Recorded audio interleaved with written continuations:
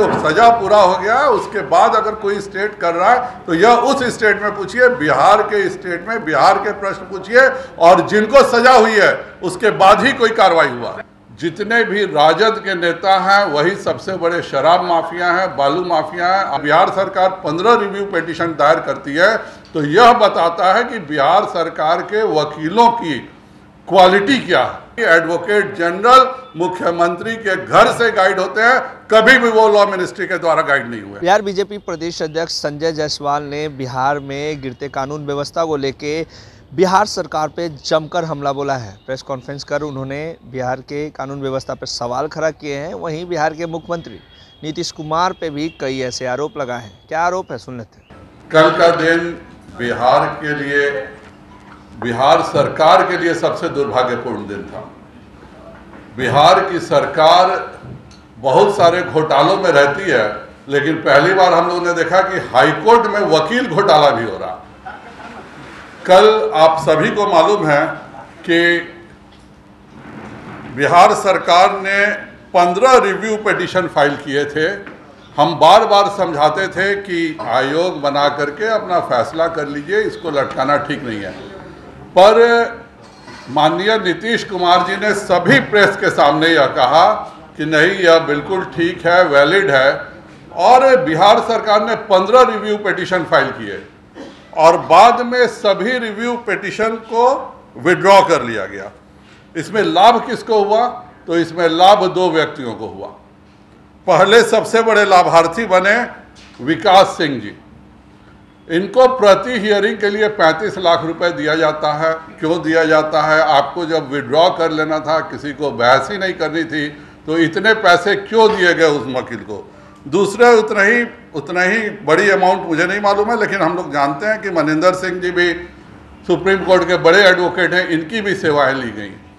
तो यह बिहार में एडवोकेट जनरल, क्या मुख्यमंत्री की तरह बिहार का एडवोकेट जनरल भी रबर स्टैंप है क्या, जिसका काम है दिल्ली से वकीलों को लाना, लाखों रुपए उन लोगों को देना? और 15 रिव्यू पिटीशन का मतलब होता है कि हाईकोर्ट में बिहार सरकार के जितने वकील हैं उनकी क्षमता पर और उनकी बुद्धिमत्ता पे हमें शक होता है। अगर यह कोई सिविल का सबसे हमारा कमजोर और 6 महीने पास आउट लॉयर भी होता तो भी इतनी गलती नहीं करता। अगर बिहार सरकार 15 रिव्यू पिटीशन दायर करती है तो यह बताता है कि बिहार सरकार के वकीलों की क्वालिटी क्या है। और एडवोकेट जनरल हाईकोर्ट में बहस नहीं करेगा, हर बार उसे भाड़े पर दिल्ली से लोगों को लाना पड़ता है, लाखों रुपए देना पड़ता है।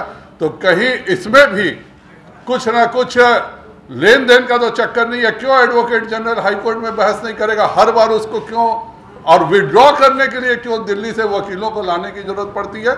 यह अपने आप में बहुत बड़ा पहला घोटाला है। हाईकोर्ट ने कल जो कहा, हम लोग विगत 1 वर्षों से कहते थे कि आपका शराबबंदी पूर्णतः असफल है। जितने भी राजद के नेता हैं वही सबसे बड़े शराब माफिया हैं, बालू माफिया हैं। आप शराब माफिया और पुलिस मिलकर के 1000 करोड़ रुपए से बिहार का पैसा आपस में बांट लिया जाता है और पूरे बिहार को नशे में ढकेला जा रहा है। कल वर्षों बाद हाईकोर्ट की जो टिप्पणी आई है, और जिस प्रकार की टिप्पणी है, उससे पूरे बिहार सरकार को शर्मिंदगी होनी चाहिए।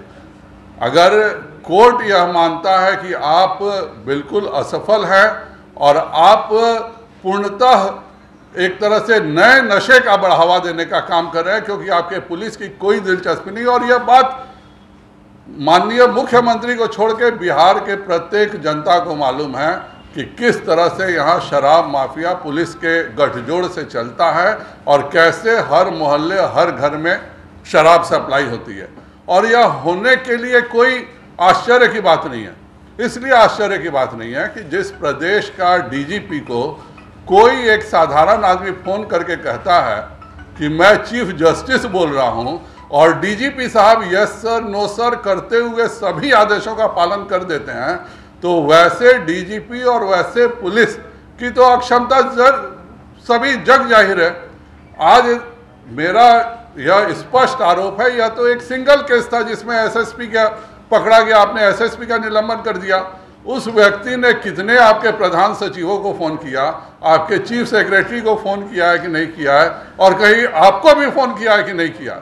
जांच तो इसकी भी होनी चाहिए माननीय मुख्यमंत्री महोदय। एक व्यक्ति के आदेश से एसपी को बचाया जाता है, यह बताता है कि बिहार में पूर्णतः पुलिस व्यवस्था खत्म हो गई है। पाटलिपुत्रा कॉलोनी में अगर हरनौत के किसी मुखिया का पति है तो उसकी हत्या करने के लिए गांव का जगह नहीं चुना जाता, वह पटना चुना जाता है कि पाटलिपुत्रा थाना के बगल में अगर हम हत्या करेंगे तो हम बच के निकल सकते हैं। अगर ट्रेन में डकैती डालनी होती है तो कहलगांव, बगहा, किशनगंज का कोई कोने का सुदूर इलाका नहीं चुना जाता। उसके लिए भी डकैतों को सबसे आसान और सबसे सुरक्षित डकैती डालने की जगह पटना ही लगता है कि पटना से जब दुरंतो एक्सप्रेस चलेगी तो हम डकैती डालेंगे। इलेक्शन आपने लॉ एंड ऑर्डर के बारे में सवाल उठाया। आपने बाई इलेक्शन में दोनों जगह से महिला उम्मीदवार उतारे हैं, लेकिन यही बीजेपी की सरकार है, दिल्ली में आपकी सरकार है, होम मिनिस्टर आपके हैं।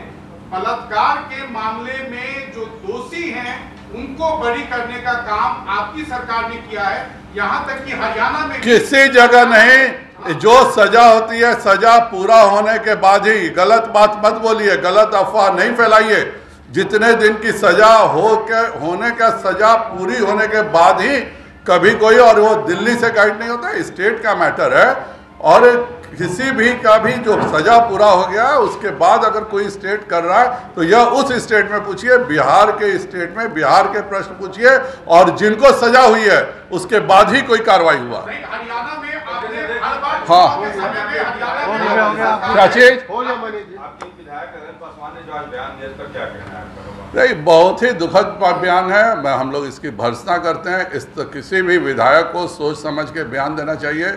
मेरी उनसे सीधे बात हुई है, उनसे स्पष्टीकरण मांगा जाएगा और उसके बाद उनका उचित जवाब की मैं प्रतीक्षा कर रहा हूँ। बाहर से बुलाया गया नीतीश कुमार के 17 सालों के दौरान 14 साल आप लोग भी उनके साथ में सरकार में रहे हैं, लॉ मिनिस्ट्री आपके पास भी रहा है, तो क्या आप इस बात का दावा करेंगे कि जब तक लॉ डिपार्टमेंट आपके पास था तो आपने कभी भी पटना हाई कोर्ट में बाहर से, दिल्ली से वकील को अपीयर नहीं कराया? राज्य सरकार की आप एक मिनट आप पहले मेरा आप जवाब सुन लीजिए। एडवोकेट जनरल क्या लॉ मिनिस्ट्री के अंडर में होता है? एडवोकेट जनरल सीधे मुख्यमंत्री का तहत होता है। और पिछले 1 साल से लगातार हम लोग कह रहे थे कि वकीलों का अपॉइंटमेंट कीजिए। आप जाके फाइल मंगा के देखिए, लॉ सेक्रेटरी का साइन है, लॉ मिनिस्टर का साइन है, लेकिन एडवोकेट जनरल का उसमें साइन नहीं है।